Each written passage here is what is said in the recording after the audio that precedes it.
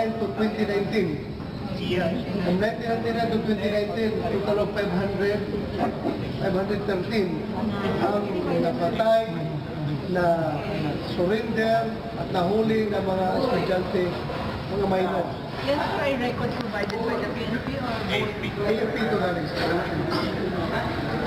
So, doon sa figure sinasabi natin that it's really alarming, 500. Oo, sila, memory. Ilang parents na. Sir, so, ano yun, nahuli na estudyante, minor, recruited all by the security in different groups. By different groups who ended up joining the armed components of the New People's Army. Yan yun. 516? 513 from 1999 to 2019. Estudyanteng minor na umakyat doon sa bundok at naging armed regular ng NPA na nahuli, napatay, or nag-surrender.